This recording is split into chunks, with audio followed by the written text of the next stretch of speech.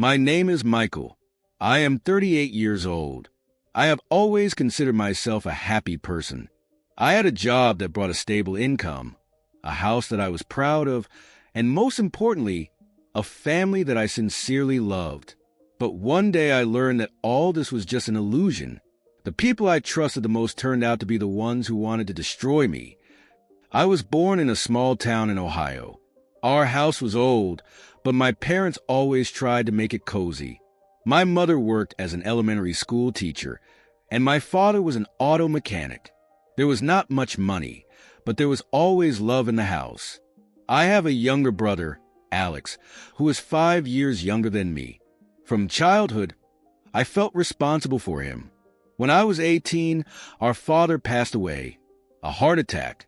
That was the first time I felt what it was like to be a man in a family. I worked part-time in a garage to help my mom, and I was in college at the same time. Alex was still a kid, only 13, and I tried to be both a brother and a father to him. I drove him to school, helped him with his homework, and took him to soccer practice. My mom always said, "Michael, you have a heart of gold." I truly believe that good things come back to good. I love my brother like no other, and I was ready to do anything to make him grow up to be a decent person. After college, I started working for a construction company. I put my heart into my work, worked from morning till night, and gradually moved up the career ladder.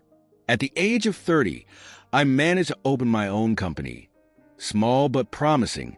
I hired people, including Alex.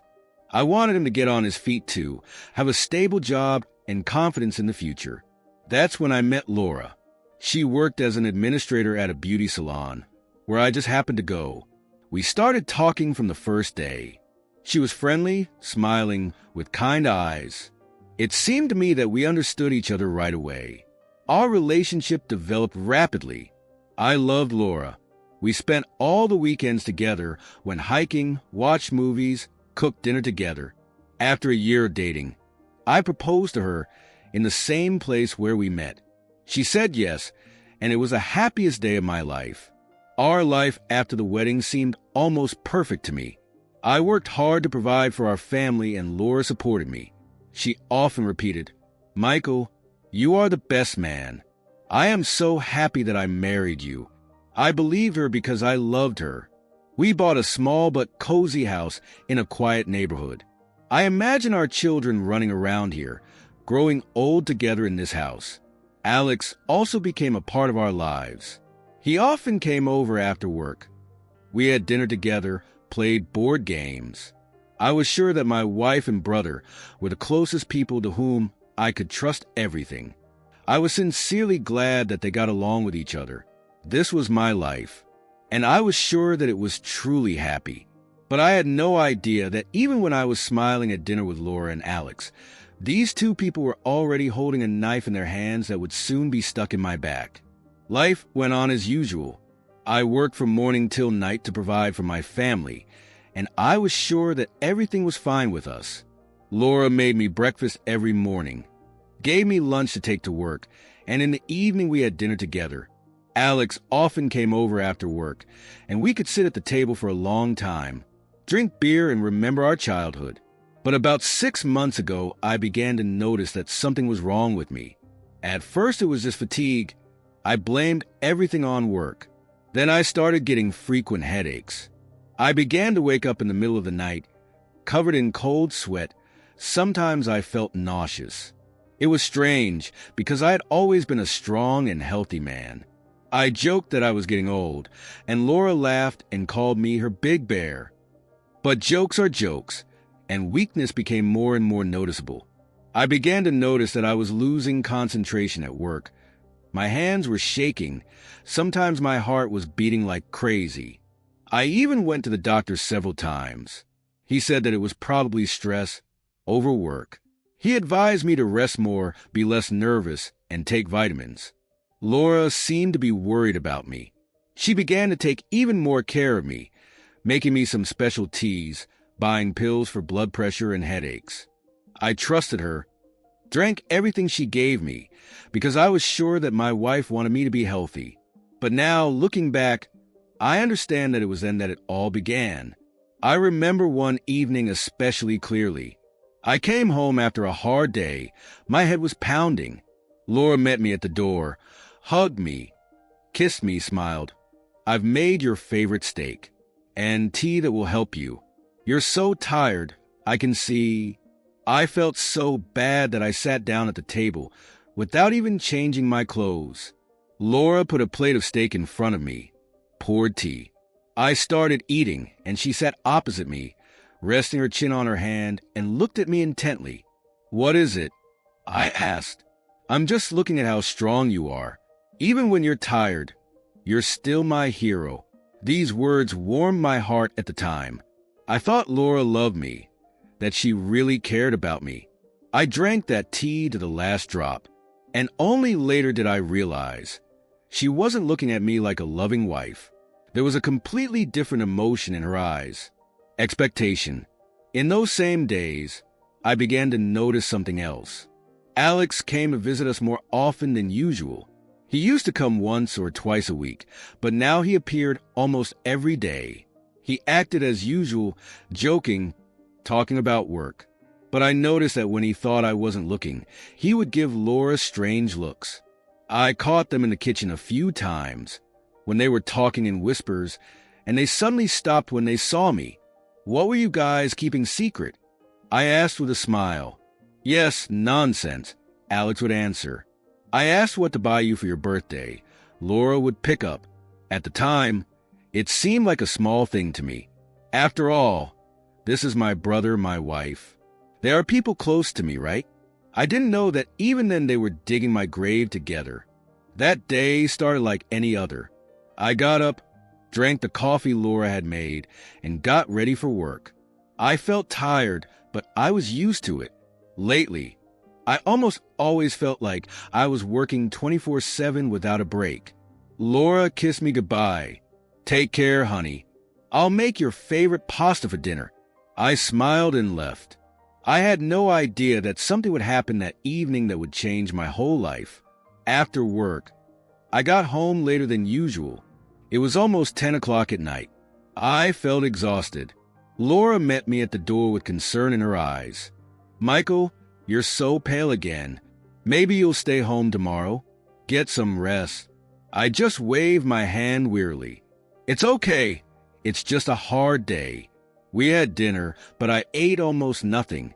The food made me nauseous and my head was pounding.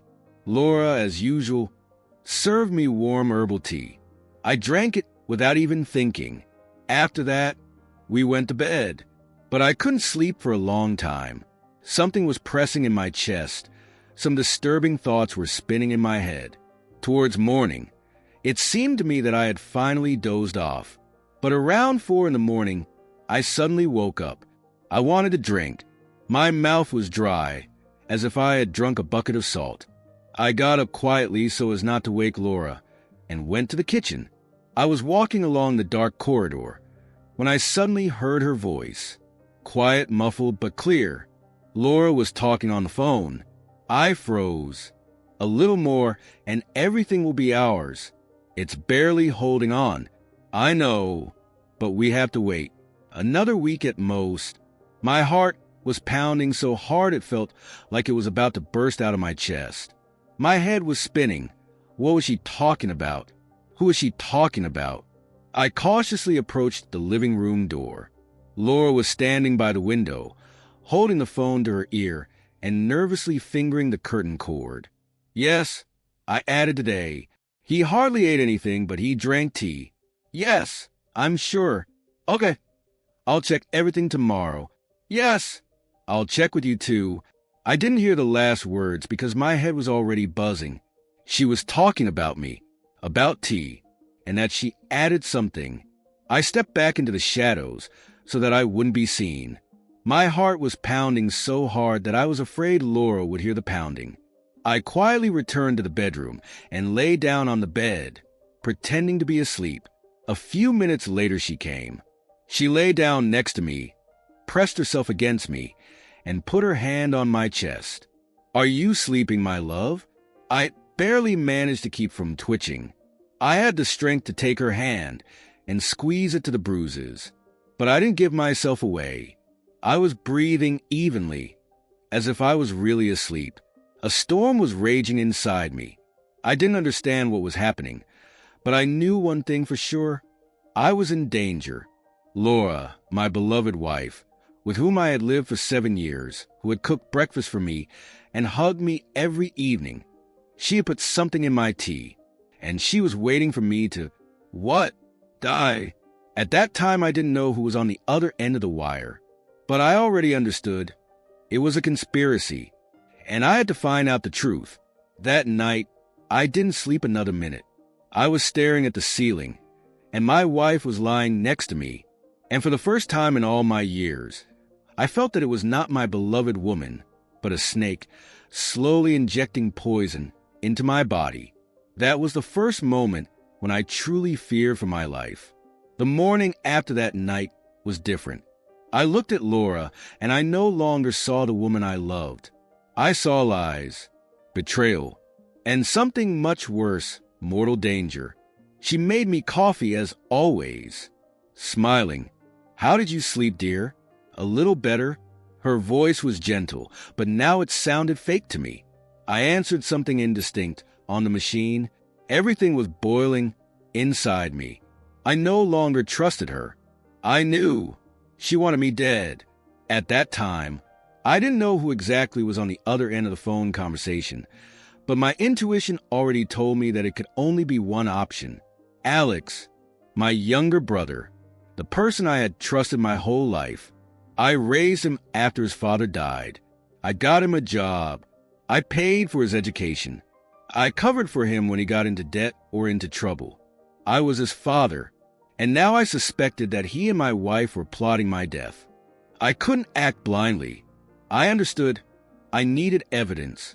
If I just accused them, they would deny everything, and I would be left alone, and they would only accelerate their plans. I decided to act cunningly. That same day, while Laura went to the beauty salon, I stopped by an appliance store. I need hidden cameras, small ones so that they would be impossible to notice.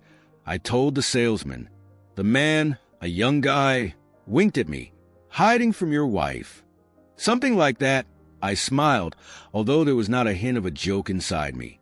I bought 3 miniature cameras that could be hidden anywhere.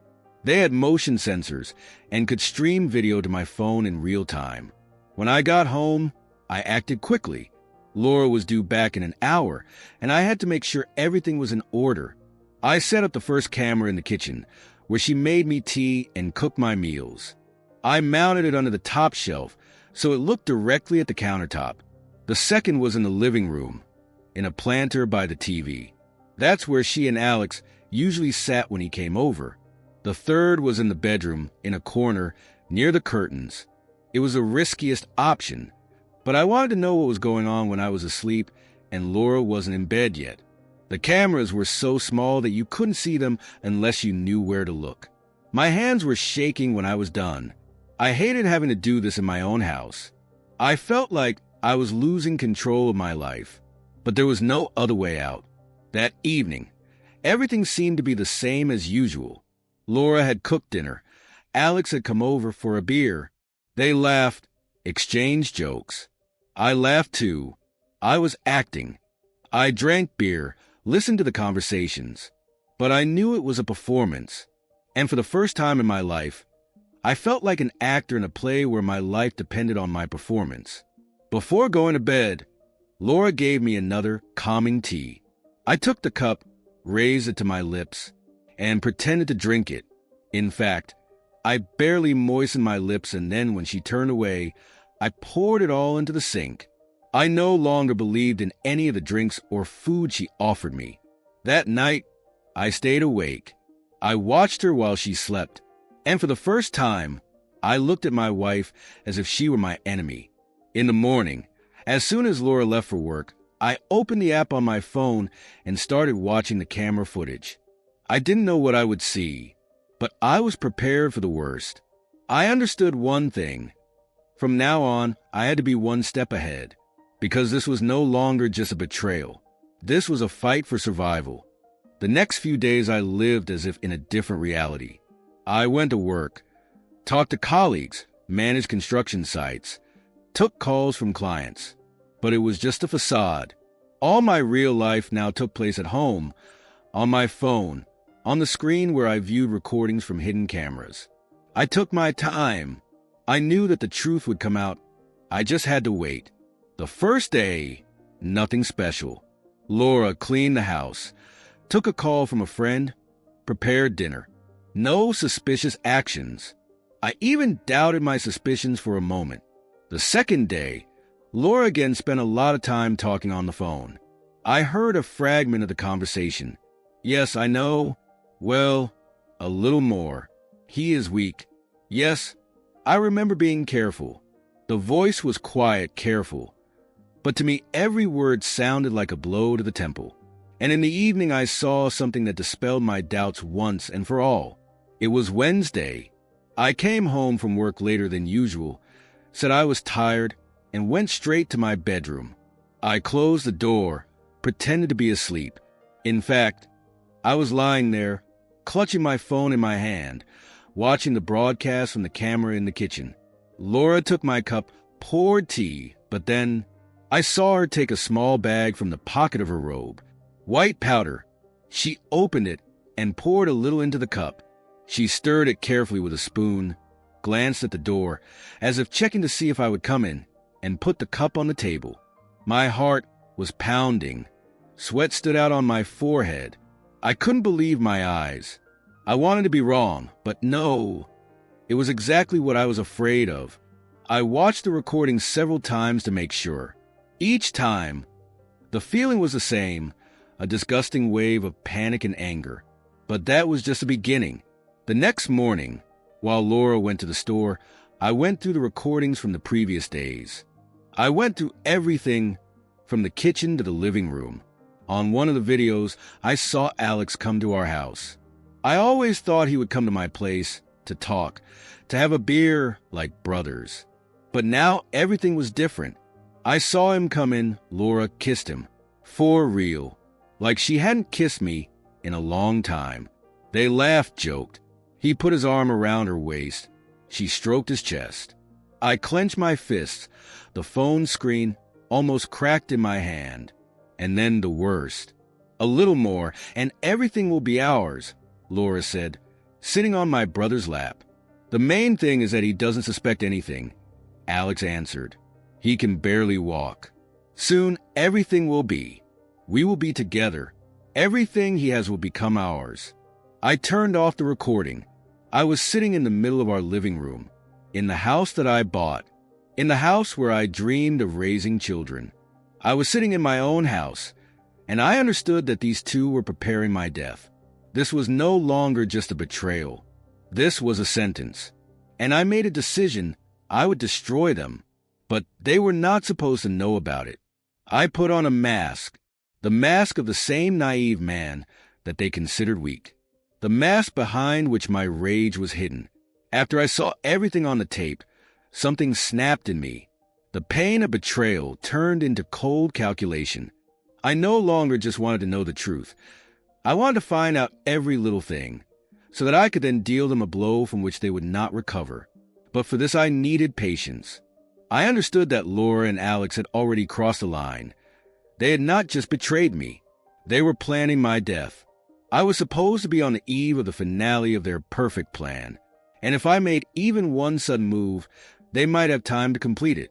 I began to act as if nothing had happened.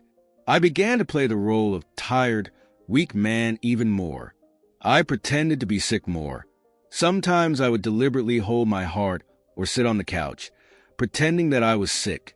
Michael, maybe you should see a doctor again, Laura asked with feigned concern.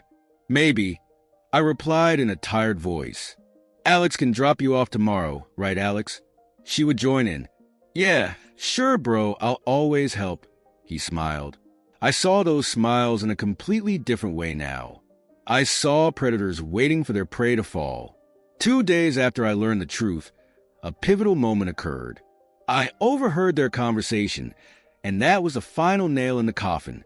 I stayed late at work. When I got home, I turned the cameras back on. They thought I was still in the office and didn't suspect I was just listening to them in the next room. He won't last any longer, I'm sure, Laura said. Look at him. He can barely walk. We have to finish the job, Alex said. Yes, everything should look like an accident. I think that would be the best option. Do you know what to do? I heard Alex chuckle softly. I've already prepared everything. Brakes. He'll leave and never come back. My breath caught. I realized that this was not just poisoning. They were already preparing the final blow. The main thing is that he drives alone, Laura clarified. I'll tell him that I have to stop by my sister's on Saturday, and then I'll think of why I can't go. He'll go alone. Everything will be clean, Alex answered confidently. I almost exploded at that moment. I was shaking with rage. They wanted to kill me, blow up the brakes on my car so that I would crash to death. And then they would cry at the funeral, get my company, the house, the bills, and be happy together. That night I decided, I will do everything to make them pay, and their punishment will be cruel. The next morning, Laura, as always, served me tea. I took the cup, looking her straight in the eye, and for the first time in all that I had learned, I smiled. She didn't know that I already knew everything, didn't know that the trap was already beginning to snap. I will do everything to make these people pay for every plan they had, for every lie they had told. I was no longer the victim. I had become the hunter. After that conversation I had overheard, I had no time to think. I knew they were already at the finish line, and every action I took could be decisive. If I did something wrong, they would kill me before I could expose them. I had no room for error. I decided to act quietly. First of all, I had to enlist the support of people who could help me if the situation got out of hand. The next morning, when Laura left for her friend's place, I immediately went to see a lawyer I had known for many years. He was an older man named Robert, straightforward, honest, with nerves of steel. I told him everything. From the first day I had heard Laura whispering to the plan with the brakes that I had overheard. Robert looked at me carefully, listened silently. Do you have any evidence? Yes, I showed him the footage. This is serious. Very serious. Michael, do you realize that these people can really kill you? I understand. That's why I'm here. Robert picked up the phone and dialed someone. I'll put you in touch with a private investigator. He's an ex-cop, a reliable guy. He'll keep an eye on them, help us gather more evidence. And if anything happens, we'll call the police right away. I nodded. The anger was still boiling inside me, but I felt that for the first time in a long time I wasn't alone. Now I had allies. That same day I met with the detective. His name was Tom. He was a tough, silent man who had seen a lot of dirt in his life. Patience is the key in these cases, he said. They think they have you under control. Use it. Behave like you always have. Don't show any suspicion. I'll put them under surveillance. And when they made a mistake, we would be there. I agreed. I wanted to tear them both apart right now. Tear Alex's tongue out for every lie he said. Grab Laura by the hair and make her drink the same tea she made for me. But I knew that would be stupid. They would immediately cover up their tracks. And maybe I would be a victim before anyone knew the truth. I came home with a smile. As always, Laura had cooked dinner. She laughed, said how much she loved me. Alex had come in for a beer. They were already drawing their future. I could see it in their eyes. But now I knew more than they thought. Now I was not just a victim. I was a hunter, letting my prey believe that she had won. I sat at the table, watching them smile at me, and I thought, eat, drink, be happy, because very soon your world will fall apart, and I will be the one to put the final stop.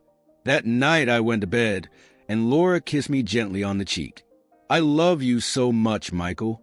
I could barely contain my smile. I love you too, honey. I closed my eyes, pretending to sleep, but I wasn't asleep. I waited. The days passed, and I continued to play my part. Every morning I got up, drank the coffee Laura made, pretended to take the pills she gave me, and drank the tea from her hand. In reality, I didn't swallow a single pill, and each time I quietly poured the tea into the sink or into the flower pot in the backyard.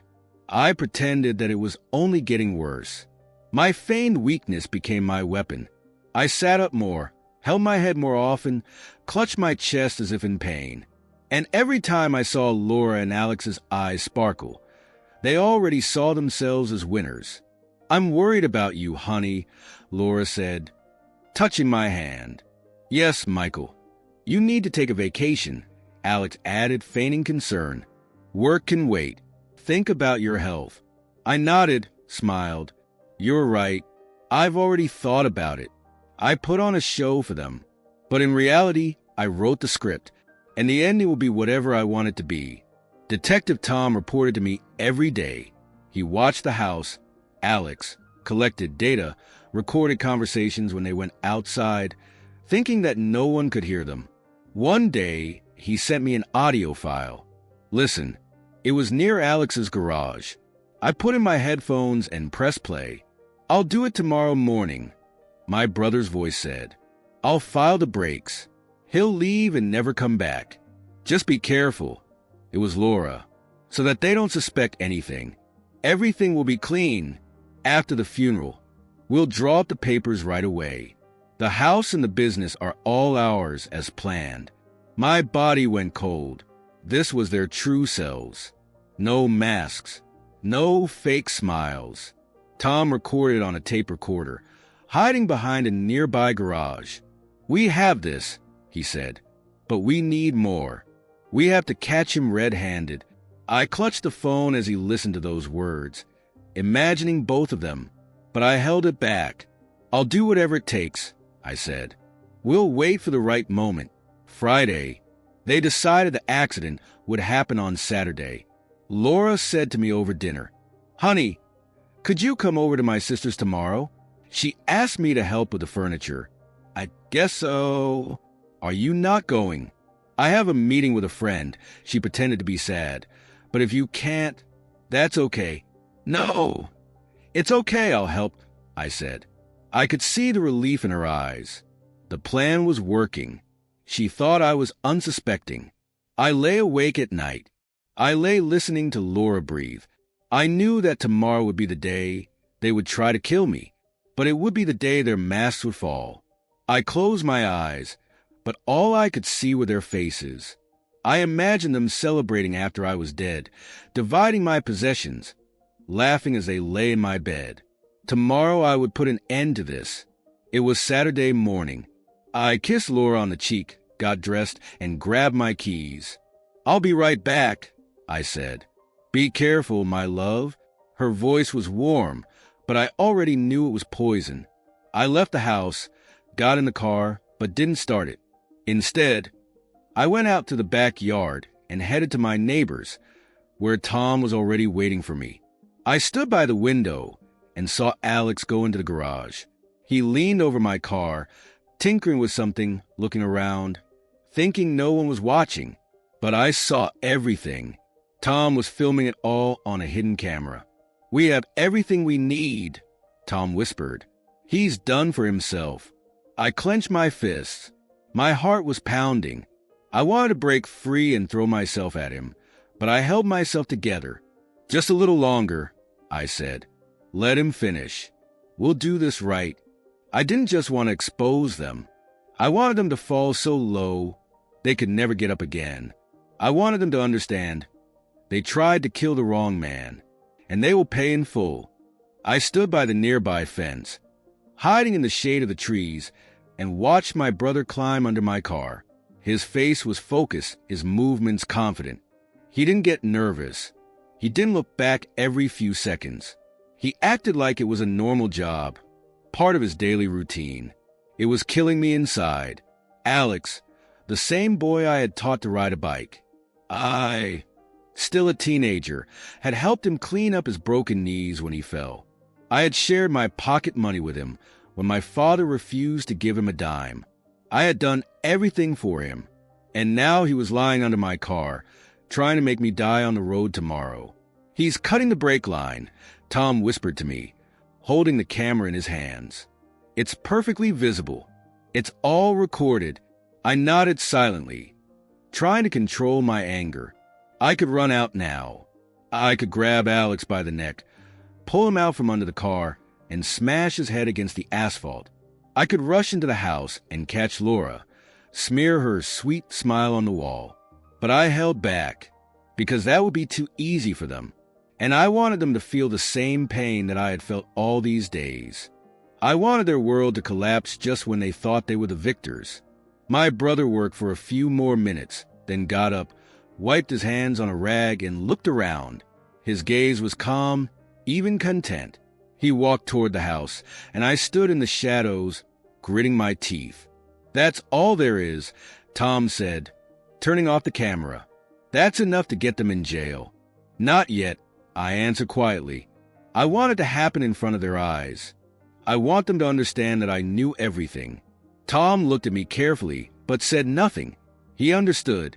I returned home 20 minutes later, pretending to have come from a trip. Laura met me at the door. "How did it go, honey?" I kissed her on the cheek. "Okay."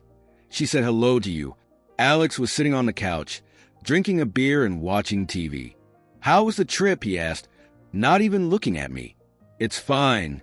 The car is as obedient as ever," I replied with a smile, although I wanted to spit in his face. I sat down next to them as if nothing had happened. I talked, joked.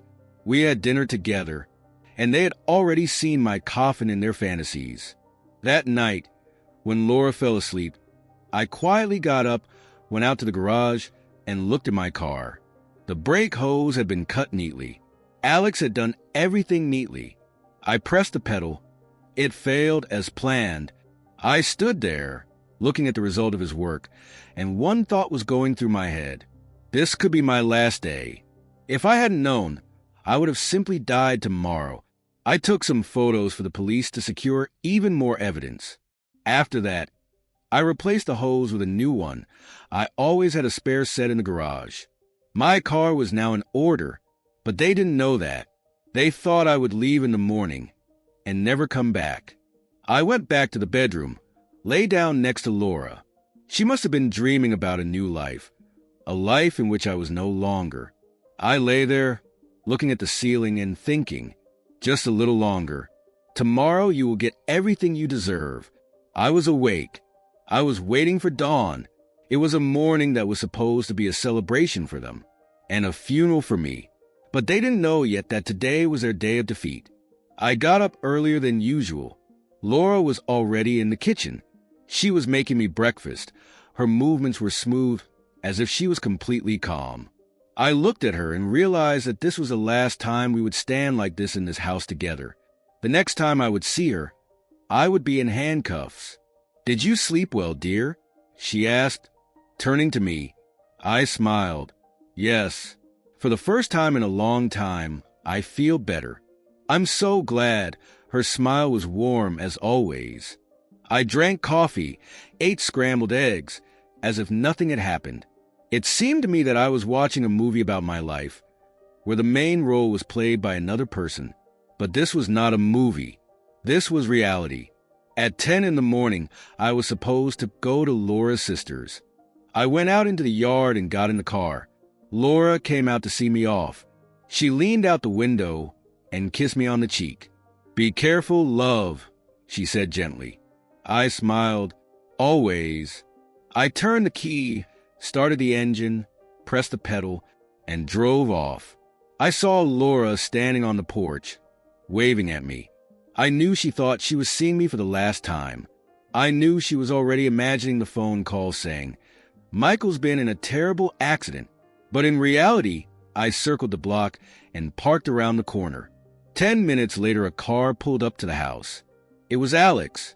I could see him through the crack in the flesh. He came out smiling and walked confidently toward Laura. I couldn't hear what they were saying, but I saw them hug. Laura was laughing. Alex was saying something, waving his arms. They were happy. It seemed to them that they had won. And just then, 2 police cars smoothly drove up to our house. It all happened so fast that they didn't even have time to understand. The policemen got out of the car, 3 men, tough, confident. "Laura Williams? Alex Williams? You are under arrest on suspicion of conspiracy to commit murder." I saw Laura's face turn pale. Her eyes darted around, searching for me. Alex froze, not understanding what was happening. Laura took a step back. This is some kind of mistake. This can't be. But they had already handcuffed her. She turned and saw me. I was standing behind the fence, in the neighboring yard. Our eyes met, and then she understood everything. "Michael?" Her voice broke. "Is that you? Did you know everything?" I stared at her silently. There was no more love in my eyes, only coldness. Alex tried to break free. "That's a lie. That's not true." The police pressed him against the hood. "Everything is recorded on cameras, Mr. Williams. We have your conversations, recordings, videos of you ruining your brakes." "No," Alex shouted, and "oh, that's my brother. Michael, tell them." I came closer, stood in front of him, looked him straight in the eye. "You're not my brother anymore." I saw his face contort with anger, fear, and despair. "You set us up? You planned it all." I leaned closer and said quietly, "Just like you planned to kill me." Laura was crying. "Michael, please. It was a mistake. I love you." I looked at her and felt disgusted. "Do you? You put poison in my tea. You watched me fade away, and you kissed my brother in my house." I looked her straight in the eyes. "I loved you too once. But you betrayed everything." The police put them in the car. The last thing I heard was, "No, no. Michael, please. I'm sorry." The door closed. I was standing in the yard of my house, where we had once been happy. But now it was just a haunted house. I had won, but I was no longer the man I had been. I watched the police cars drive away, and I knew it wasn't over. There was a trial ahead. There was life after all of this ahead. But today I survived, and this was my day. The arrest was just the beginning. Ahead of me lay the trial, a long, grueling process that would put the final stop to this sordid affair. The first few days after my arrest, I felt empty. My house became eerily quiet. No voices, no smiles. I walked through the rooms and saw her things. The dress hanging on the chair, the perfume bottle in the bathroom, the wedding ring she had taken off before they were taken away. These little things made me feel a strange mixture of anger and pain. I hated them both, but at the same time I missed the life I thought I had. But there was no time for weakness. My lawyer, Robert, warned me, "Michael, get ready. Their defense attorneys will attack. They will try to twist everything so that it seems like you framed them." And that is exactly what happened. The trial was scheduled for a month after the arrest. The courtroom was packed. On one side, I sat with Robert, on the other with Laura and Alex, accompanied by their lawyers. When I first saw them after that day, I felt like I was electrocuted. Laura looked exhausted, thin, with dark circles under her eyes. She even looked at me as if she hoped I would feel sorry for her. Alex, on the other hand, was brash. He tried to act defiant, as if it were some kind of nonsense. But I could see the fear in his eyes. The prosecutor began his case clearly and professionally. "We have video evidence, audio recordings, the victim's testimony. Mr. Williams was the victim of a conspiracy organized by his wife and brother to take over his property. They planned to make his death look like an accident." The judge listened attentively, and I noticed Laura's eyes lowering every time the prosecutor presented new evidence. The cameras recorded everything. How Laura put poison in my tea. How Alex filed the brakes in my car. Their conversations about the plan. It was like a slap in the face for them. But, as Robert had predicted, their lawyers tried to turn everything upside down. It was a provocation. Laura's defense attorney exclaimed. He installed these cameras himself. He could have edited these recordings. He wants to take everything away from them. He needs the scandal to get a divorce on his own terms. Alex's lawyer shouted. Laura cried, pretending, but not so convincingly anymore. I love my husband. I don't know how this happened. I was confused. I was forced. Alex played the role of the innocent victim of manipulation. It's all Laura. I just wanted to help her. I didn't know it would go this far. I love my brother. I would never... Their words were like knives in the back. They were lying to me again, right to my face. Even now, when they were pinned against the wall, they were trying to save themselves by drowning each other. But the evidence spoke for itself. The next day I gave my testimony. I told everything. How I had felt weak for months. How I had heard Laura talk at night. How I had set up the cameras and learned the truth. How my brother had cut the brakes. I didn't hide my emotions. I spoke honestly, looking the judge in the eye. These were the people I trusted more than anyone else. I had given them everything, my life, my home, my love. And they wanted to kill me. For money. For a house. For a business. They didn't just betray me. They destroyed everything I believed in. I saw the judge listening intently. The jury hanging on my every word. I felt that the truth was on my side. The last word was left to them.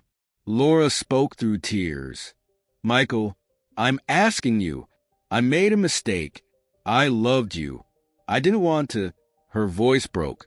She beat her chest as if she was repenting. But I knew it was a game. Alex kept his cool. I'm sorry. I did something stupid, but I didn't start it. She made it all up. I just got involved. The court went into session. I sat in the courtroom and clenched my fists. I didn't know how everything would be resolved. I was afraid that they would get away with it, that they would just be fine, that I would see them at large again. This uncertainty was more terrifying than anything I had ever felt before. But a few hours later, the judge returned and announced the verdict. Laura Williams was found guilty of attempted murder and conspiracy to commit murder. Alex Williams was found guilty of attempted murder and malicious damage to a vehicle likely to cause death. Laura got 15 years. Alex got 12 years. I felt no joy, only emptiness. But this was justice, and I got it. As they were led out of the courtroom, Laura turned to me again. Michael, I'm sorry. I love you, but I wasn't listening anymore. That day I closed that chapter of my life. I returned home that evening after the trial. The relief I had been waiting for did not come. I stood at the door, key in hand, looking at the house that had once been a fortress to me, a place where I had felt safe, where I had loved and been loved. But now it was just a house, empty, cold as a coffin. I opened the door. Silence greeted me. I walked slowly down the hallway. Everything was in its place, as if nothing had happened. Laura's jacket was hanging in the hallway. I touched it and immediately pulled my hand away. A wave of anger mixed with pain stirred inside. I wanted to tear this jacket, tear it, burn it, but I could not. I went to the kitchen. My eyes fell on her favorite cup, white with blue flowers. She drank from it every morning. I remembered how she sat at that table, laughing, saying, Michael, you're my hero. I'm so happy to have you. And then I remembered how those same hands had put poison in my tea, how those same lips had whispered to my brother that I would soon disappear and everything would be theirs. I squeezed the cup so hard that it cracked. I went into the living room. On the shelf were our photos together. Laura and I, at the sea happy tanned. Laura, Alex, and I, together by the grill, hugging, drinking beer, laughing. I pulled out this photo and looked at it for a long time. I remembered that day. We were building the terrace. I worked and they helped, or at least pretended to. We grilled meat, listened to music, joked. I thought then, this is what true happiness is. And now I looked at this photo and realized, maybe they were laughing at me even then. Maybe they were already discussing how they would divide everything after my death. I tore the photo in half, then again, and again, until there were only small pieces left of it. I went into the bedroom. The bed was made. Her nightgown was on the pillow. I sat on the edge of the bed and lowered my head. Everything here reminded me of Laura. Her smell was still in the room. I inhaled it and hated myself for still having something like love burning inside me. I remembered how we lay here in the evenings, how she would cuddle up to me, put her head on my shoulder, say that I was her universe. I remembered how in this same room I had heard her whisper on the phone, "A little more, and everything will be ours." I lay on my back and stared at the ceiling. The silence seemed unbearable. I would give anything to go back to the time when I still believed in her, when I believed in my brother, when I was happy. But that life was gone. There was only this silence. And me, alone. I stood up, went to the closet, and pulled out her things. Dresses, blouses, skirts. They smelled of her. I took them out into the yard and piled them up. Then I took out a lighter and lit it. The flame engulfed the fabric, and I stood there, watching everything that was left of our life together burn. I watched memories, promises, words, oaths burn. The smoke rose up, and it seemed to me that the part of me that had once been happy was burning with it. I stood in the darkness, listening to the crackling of the flames, and I knew that now I was starting a new life. Without them, without lies, without fear, but also without those whom I had once loved more than anything in the world. And that was the most painful thing. The next few weeks were a complete void for me. I woke up in the morning in a large but already lifeless house. I had breakfast at the same table where Laura had poured me the poison. I turned on the TV to drown out the silence, but I didn't listen to it. I went to work, tried to immerse myself in work, but my thoughts always returned to it. When I returned home, darkness and silence greeted me. It was difficult for me to accept that this was my life now. Without family, without love, without faith in people. I thought that after the trial there would be relief. But the truth was different. I had won back my life, but it would never be the same again. A month after the verdict, I made a decision. I could no longer stay in this house. Every wall, every corner reminded me of them, of our happy moments, which now seemed fake, about their plans and whispers when they thought I wasn't listening. I decided to sell the house. I found a real estate agent who agreed to do the selling. "It's a beautiful house," she said, looking around the spacious living room. "It'll find new owners soon." I just nodded. I couldn't see anything good about the place anymore. A week later, I got a call. "We have a buyer. They're ready to close the deal next week." I agreed without hesitation. I spent my last night in the house on a mattress in an empty room. The furniture had already been taken out. The walls were bare. No pictures. No belongings. Just me and my thoughts. I remembered how Laura and I had renovated this room. I was peeling off the old wallpaper, and she was laughing, paint splattered all over. I remembered Alex helping me install this door. We were drinking beer and talking about the future. I closed my eyes and heard their voices. I saw them hugging behind my back, whispering in the living room while I slept, planning my death. I opened my eyes. This wasn't my home anymore. This was a place where I had been betrayed. I was glad I was leaving tomorrow for good. The deal was signed quickly. I got the money and opened a new account right away. I decided to start over. I found a small house in another town 200 miles away. No one knew me there. There were no places that reminded me of Laura or Alex. I sold the car they were planning to kill me in. I bought a new one, a completely different one, a black SUV. Strong, powerful. As a reminder to myself that I would no longer let anyone control my life. The move was symbolic for me. As I drove out of the yard of my old house, I didn't look back. I never wanted to see this place again. I was driving into the unknown, but it felt like the right path. I had survived. I had won. And now I was starting a new chapter in my life. I didn't know what lay ahead, but I knew one thing.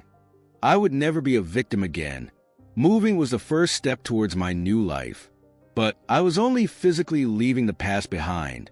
Inside me, ruins remained. I was exhausted, not only physically but also mentally. I became withdrawn, avoiding people. I didn't trust anyone anymore. The first days in the new house were strange. I sat in an unfamiliar living room, listening to the silence, which no longer seemed as oppressive as in the old house. There were no voices here.